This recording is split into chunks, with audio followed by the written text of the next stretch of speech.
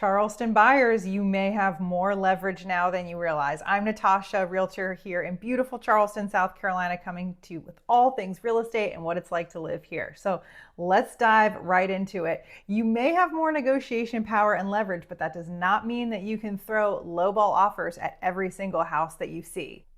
In July of this year, it took a home in our area on average 42 days to sell.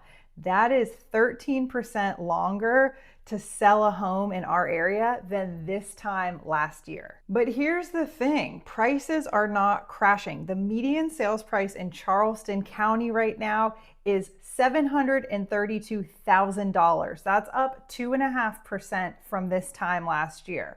So closed sales are also up. They're up about 6%. So this isn't necessarily a weak market, but this is a more negotiable market. So what does that mean for you if you're looking to buy in the Charleston area? Typically what I'm seeing is that buyers have more time to negotiate. The pace is a little bit slower, and they're able to ask for more things like repairs, closing costs, credits, and the like. So what does that look like for your specific situation? You definitely want to partner with a professional, but for my clients, we're being very strategic in what we ask for. We certainly want to keep the relationship friendly up front so that the rest of the negotiations go smoothly. So that might look like maybe a little bit of back and forth on price, but a lot of my clients are getting loans. So it might be important to ask for closing costs because you're going to pay typically 2 to 3% of the purchase price on your loan charges, on your attorney charges, things like that. So it is really important that we are strategic in what we are asking for. But the good news is that you might be able to ask for more.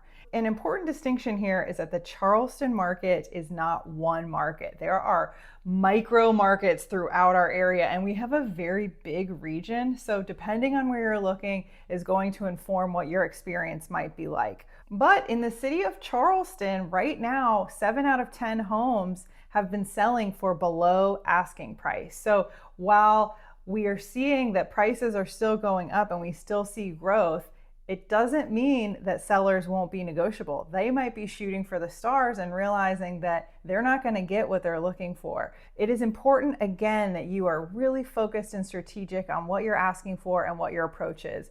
This is not a slap a number on it and hope for the best. The real opportunity here is knowing which communities and properties give you leverage. So a home that has been on the market for 2 days with an owner's bedroom down on Daniel Island that's renovated might go very quickly versus a home that is a little bit older and isn't appealing to the audience that's looking for it. You might have leverage in certain communities more so than others, and understanding that is very important.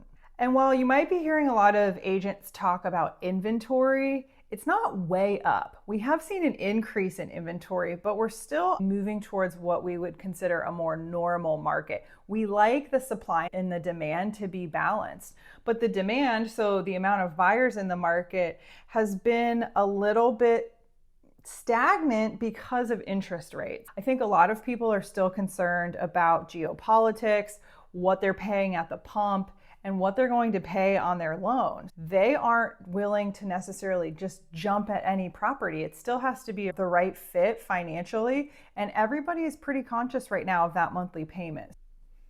If you like content like this and you want to know what it's like to live in the Charleston area, subscribe to my page. I would love your follow. Thank you so much for watching. I hope you have a great day.